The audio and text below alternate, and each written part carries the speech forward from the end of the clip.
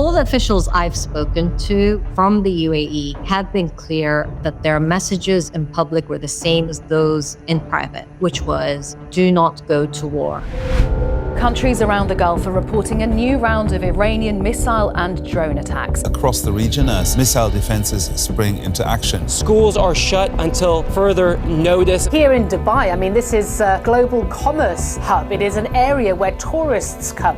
Saudi Arabia, the United Arab Emirates, Qatar, Bahrain, and Kuwait now face the threat that their economies will be strangled and their civilian and commercial infrastructure ruined. Did the Gulf states want the United States to attack Iran? How are they reacting now that they have come under fire? And what does the Iran war mean for the future of the Gulf security and economic prosperity? From the Council on Foreign Relations, welcome to the President's Inbox. I'm Jim Lindsay. Today I'm joined by Mina Al-Oraibi, editor-in-chief of The National, an English-language newspaper based in Abu Dhabi covering regional affairs. Mina, thank you very much for joining me. Thank you for having me, Joe. Mina, I'd like to begin by asking you, what's the mood in Abu Dhabi right now? So we have now entered the 5th week of this war. There is both a sense of resilience, a sense of strength in Abu Dhabi. Thankfully, the vast majority of missiles and drones that have been launched from Iran onto the UAE and the wider Gulf since the 28th of February have been intercepted. So there is a sense that this was the ultimate test and they're able to meet this test. But there's also concern. There's anxiety about where this goes, what the intentions are, not only from Iran, but of course, the US and Israel as this war continues.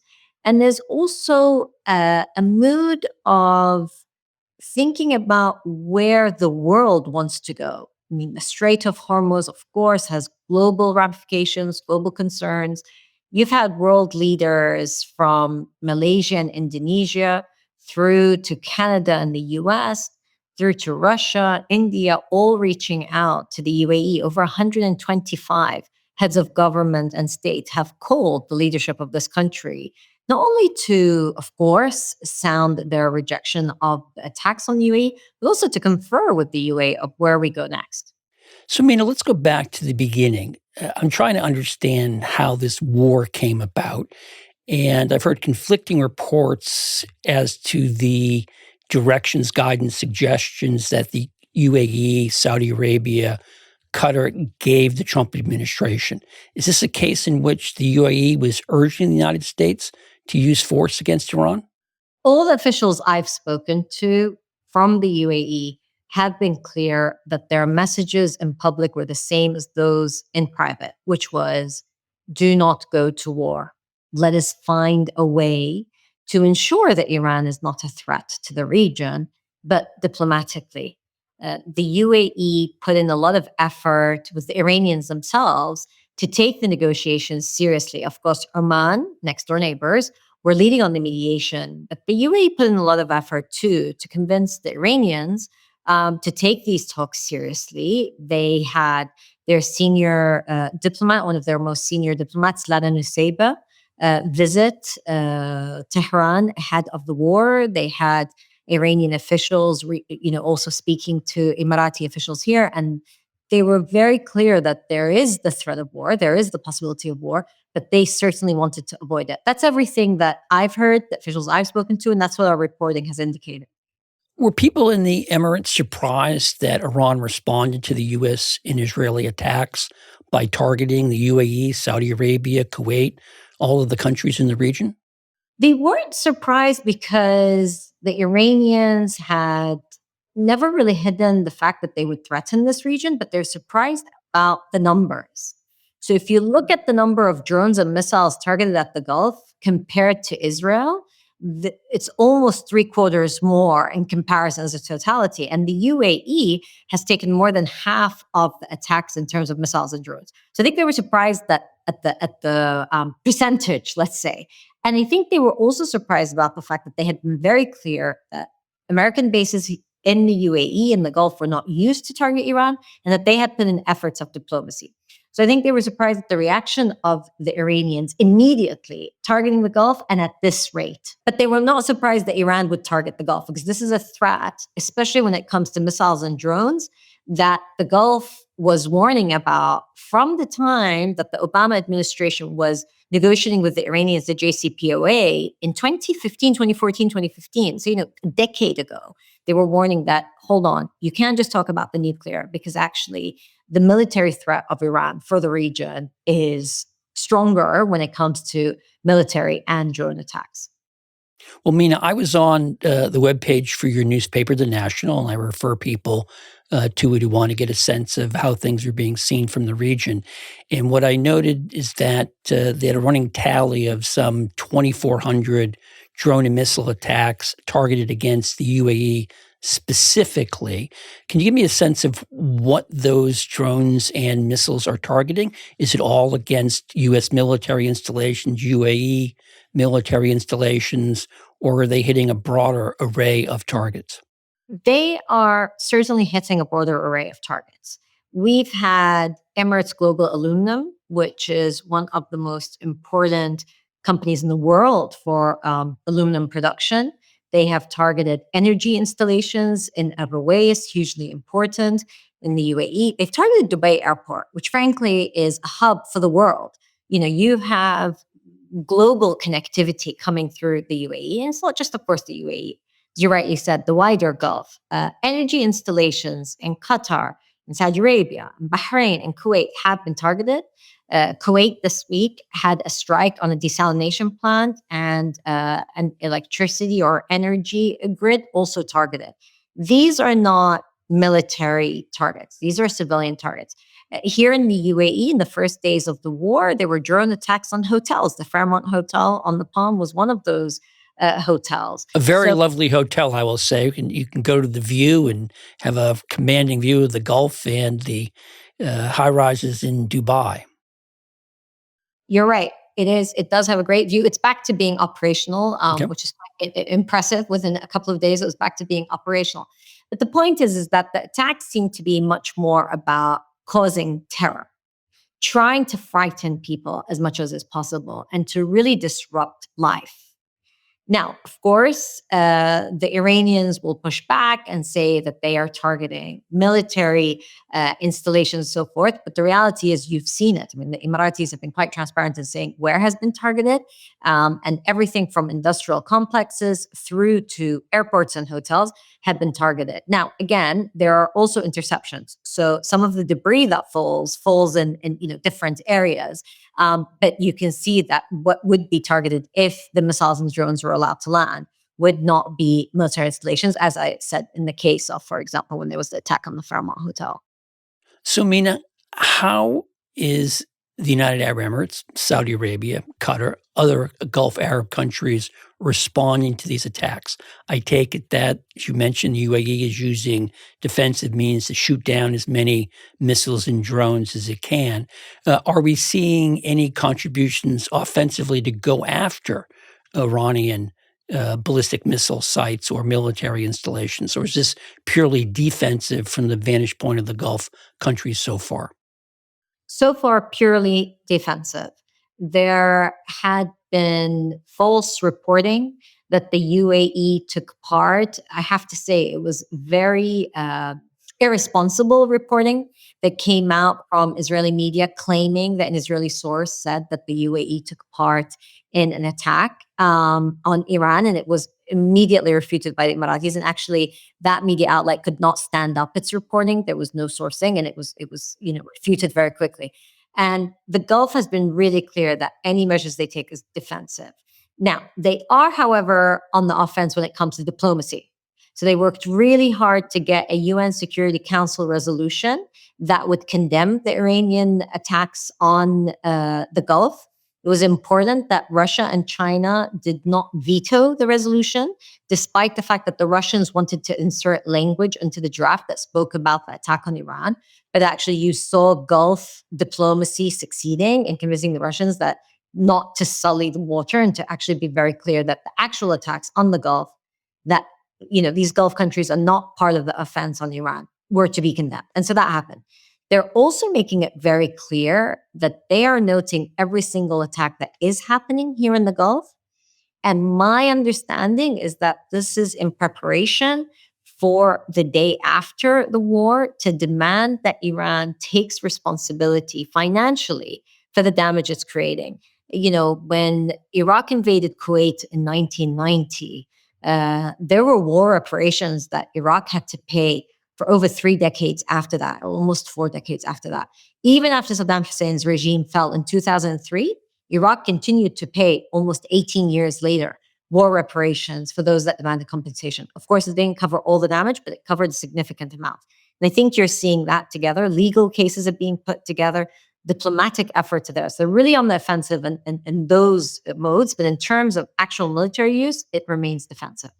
Mina, one of the things that's clearly happening in the course of this war is that the United States, but especially Israel, have been going after the Iranian leadership. That raises the real question of who right now is running Iran. Do you have a sense of who that might be? That is a really important question. And the answer is unclear, not only to us reporters, even to diplomats and officials. You know, we speak to officials and say, well, your usual channels of communication, okay, the foreign minister is still there. And I think there was almost a decision made that the foreign minister and the president would be the interlocutors, even though we know, of course, that the foreign minister and the president are quite weak when it compares to the IRGC, the Revolutionary Guard Corps, or the actual religious authority, the so-called supreme leader, Mujtaba Khamenei, the son of the previous supreme leader that is meant to be the ultimate leader of Iran.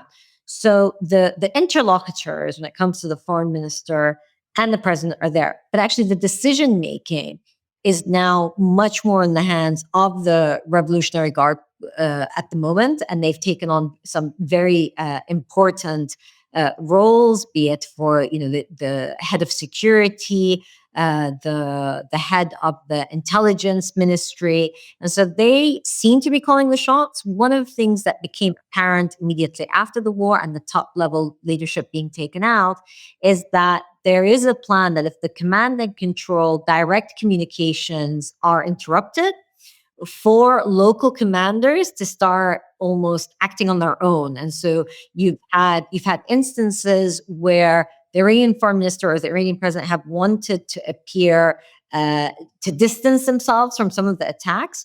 But the reality is it's still the Iranian state that's responsible for the attacks that are happening. And that seems to be led from the IRGC. So, I mean, I have to ask you, there's a lot of talk here in Washington about bringing about regime change in Iran. Are we seeing any signs of regime change?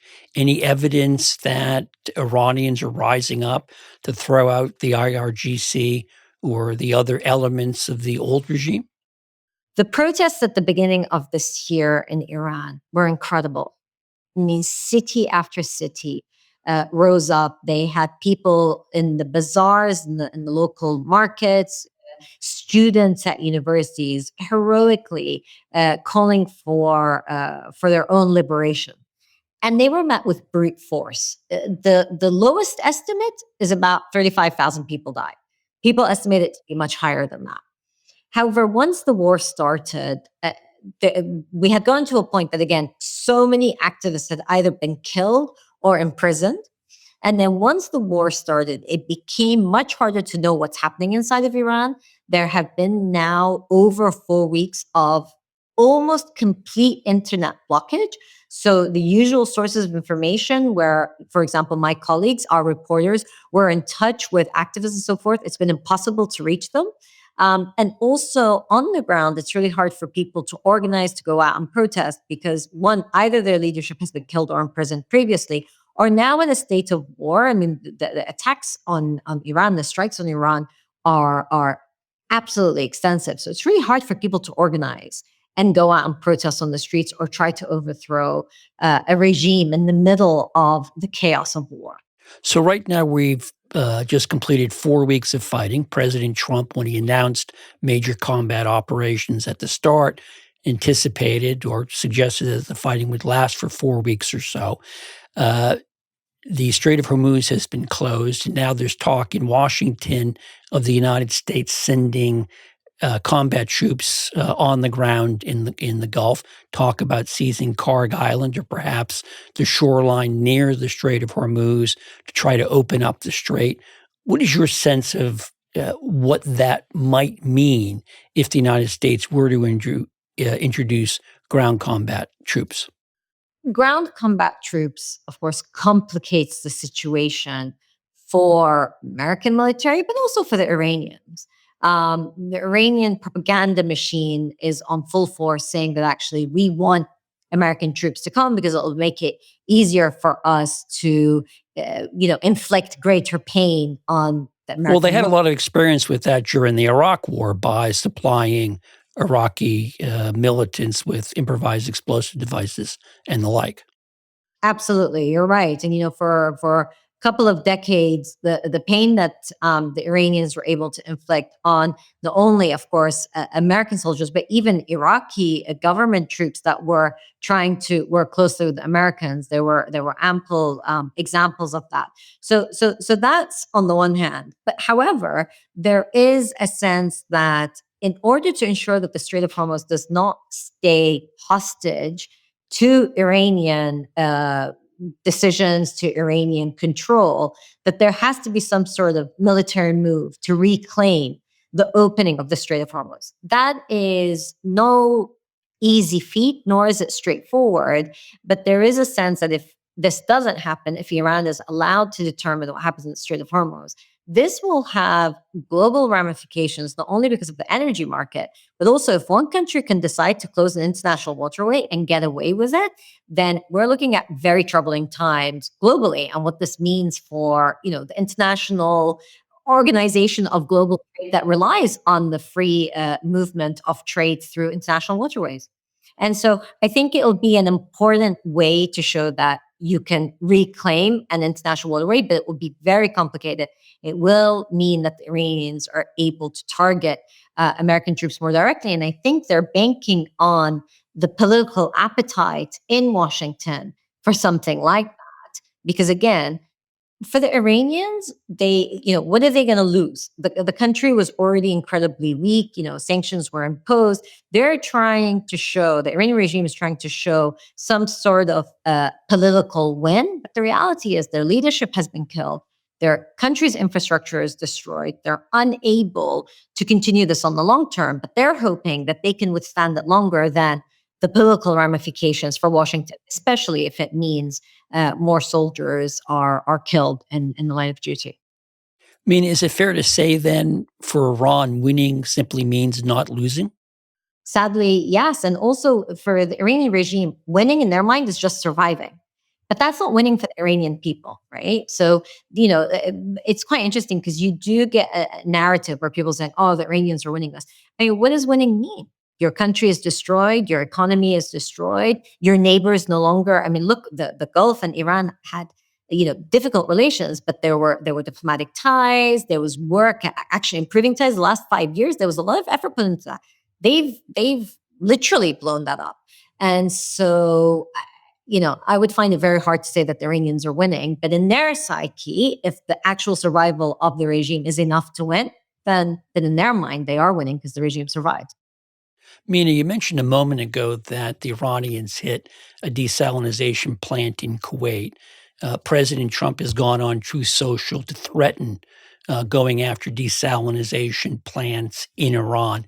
Can you give me a sense of the significance of that kind of threat, particularly if the United States were to act on it, or if the Iranians were to continue their attacks on desalination plants in the Gulf?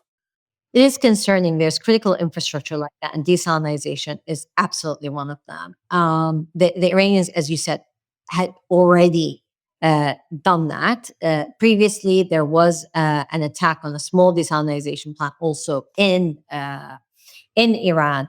And this is the sort of infrastructure that really shouldn't be targeted, both according to international law, but also because of the ramification it has for civilian populations, regardless of who they are. I mean, we have to draw the line there. So it is quite critical.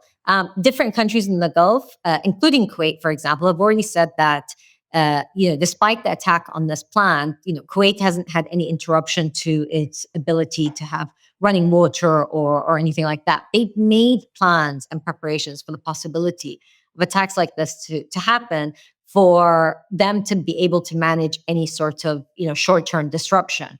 I think there's a lot of planning that's gone into this, and there's a lot of defensive efforts being put on that. But it's a worrying development, and two, some of the threats, it starts with rhetoric, but then it's a way to test what kind of response it would get, and it seems both sides, be it the Iranian side or the American-Israeli side, seems to be using both rhetoric and then turning it reality on the ground to try to test the will of the other side. Mina, besides threatening a variety of Iranian assets, President Trump has also said that there are ongoing negotiations, something that the Iranian leadership has denied. Do you have a sense of whether there actually are negotiations? And if so, who's conducting them or how they're being conducted? So the main actors at the moment are the Pakistanis. That is the mediation effort that seems to have the most traction. They are confirmed in terms of not only passing messages, but trying to find common ground. The Pakistani prime minister has spoken to not only the American side and the Iranian side, but also the Gulf side. The Turks and the Egyptians also have tried to use their relationships, and they've put out calls, but I think they will be less significant than the Pakistani effort. Of course, Oman was the main mediator between Iran and the US, but they've been attacked numerous times. Most recently last week, Salalah being attacked. So they're currently not conducting any sort of mediation. But the Pakistani effort seems to be the most tangible and the one that is most serious. The Turks and the Egyptians, however, are playing a role, but how any of this actually plays out will depend on the sides, especially the Iranians and Americans, seriousness and commitment to trying to de-escalate. Mina, there's been a lot of reporting here in the United States that while the Gulf countries did not want this war to begin, now that it is unfolding, they want the United States to finish the job. Do we have any sense of what that means and what it is that Abu Dhabi or Riyadh want out of this war? What's clear is they don't want to just have a ceasefire where things stop at the moment that we're at now. Because the moment we're at now is that Iran is still able to fire drones and missiles to Saudi Arabia, to the UAE, to Kuwait, to Bahrain, to Qatar, to Oman, and beyond. Jordan has been attacked several times. So they don't just want things to stop as they are now. They want to make sure that Iran is unable to take the Strait of Hormuz hostage. So they want to make sure that waterways are cleared. And they want to make sure that the missile and drone programs, and of course the nuclear program, are controlled in Iran, contained, not allowed to pose a threat. What that looks like in negotiations is unclear, but I think there has been unfair reporting, to be honest, that claims that the UAE or Saudi Arabia want the war to continue, almost like they're egging the US and Iran not to stop the war. That's not the message. What we understand, again, in our reporting, when we've spoken to officials, both here and in Saudi Arabia, there is a sense of we can't just have a ceasefire and stop where we are now. And you can't go back 4 or 5 weeks ago. Too much has changed in the region. Too many red lines have been crossed. So it's more about saying, okay, what does the security apparatus infrastructure look like in the region? You can't just be having, okay, well, let's build up more missile defense programs to be able to handle further Iranian strikes in the future. How do you ensure that a political solution also includes some sort of security guarantees, but also make sure that the missile program in Iran is decommissioned? And, there are UN sanctions on Iran specific to the missile program. It's not just the nuclear program, even though that's what gets the most attention. The missile program is as problematic. And of course, now we have the drone situation, which is, it really has amplified asymmetrical warfare, because drones, of course, are cheap. They can be a nuisance. But to be frank, the damage they cause is only when they're able to get to, fuel tanks or sources of energy that can allow them to cause greater damage. Otherwise, the drones are not that effective. They can be quite a nuisance unless they're, again, laden with enough weaponry. And, I'm not a military expert, but then it really depends on how far they travel and how much they're carrying with them and what they actually attack. But that is something that needs to be dealt with. So the lines that I hear from officials from Saudi Arabia and the UAE is that this needs to also now be put on the table of any sort of mediation or long-term political solution. It's not just about the nuclear situation. One of the biggest customers for oil coming out of the Persian Gulf is obviously China. China also has been a big investor in Saudi Arabia, in the United Arab Emirates. Do you see any role for the Chinese in reaching a negotiated settlement? Any sense that the Chinese are seeking to carve out a role for themselves? It's really interesting to watch the Chinese reaction so far.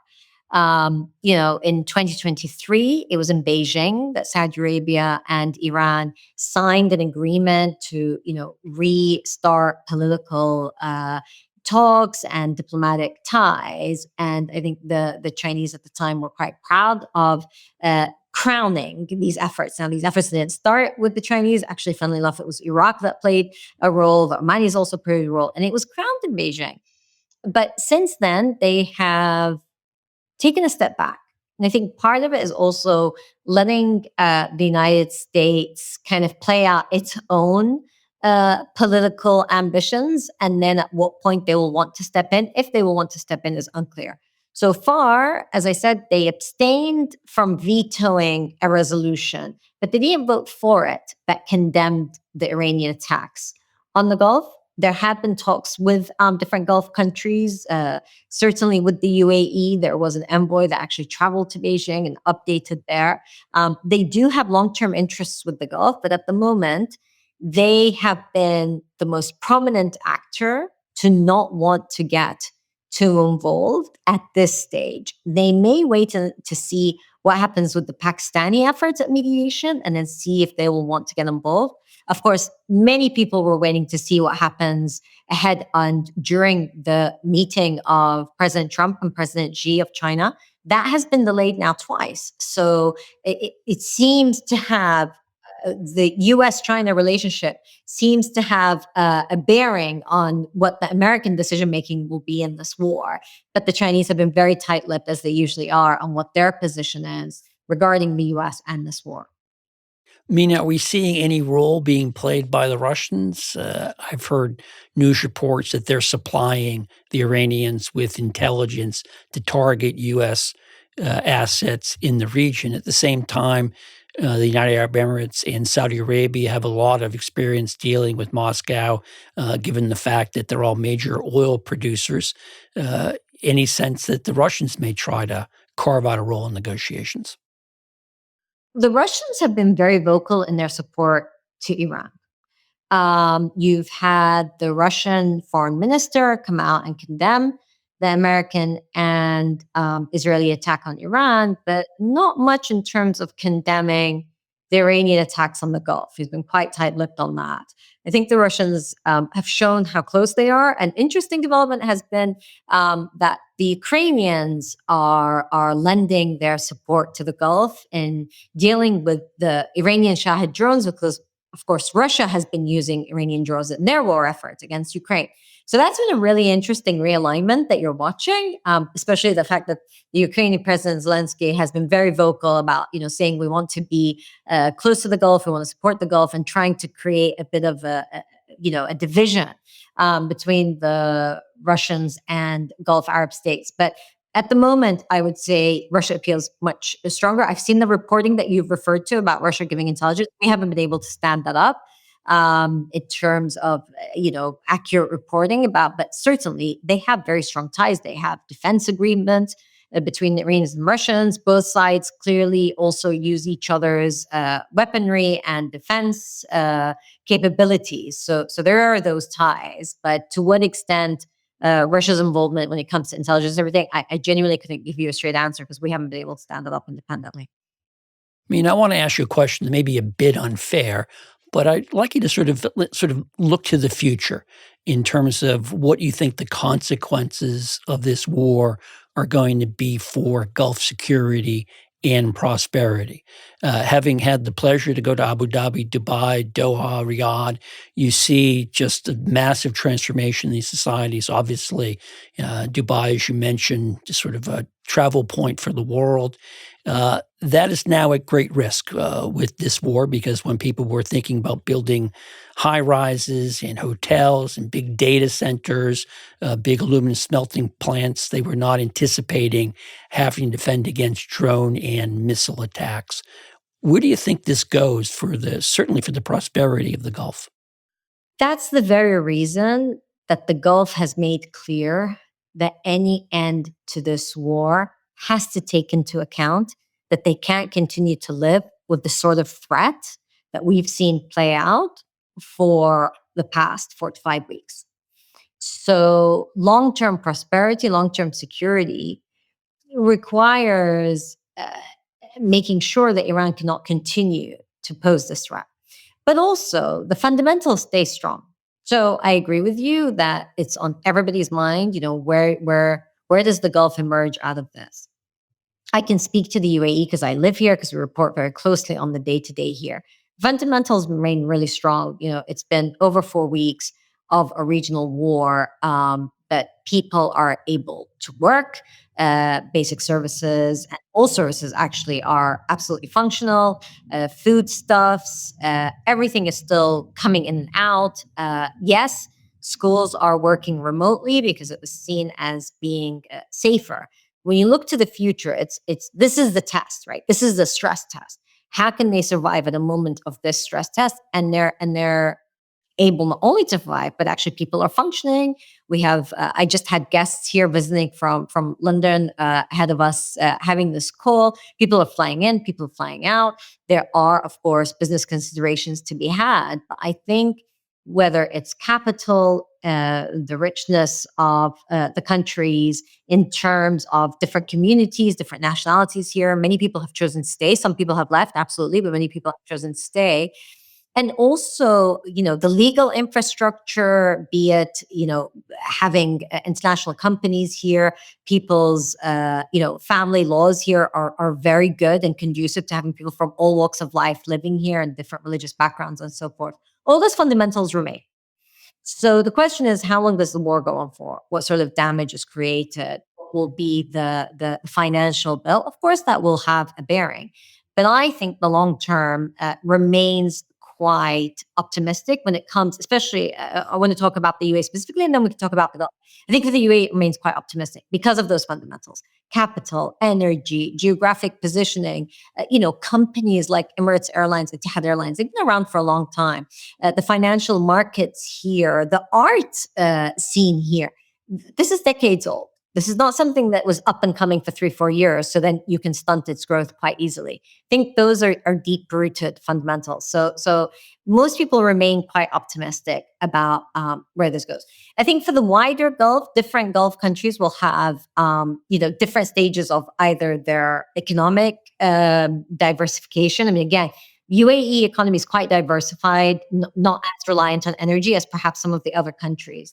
And then you look at Saudi Arabia, for example. Saudi Arabia was having its own dynamic even before the war of like readjustment, thinking about where they want to prioritize the many, many projects that were announced. And I think, again, that Saudi Arabia, in terms of size, in terms of Aramco's ability to, continue to be a major player, like ADNOC here is a major player.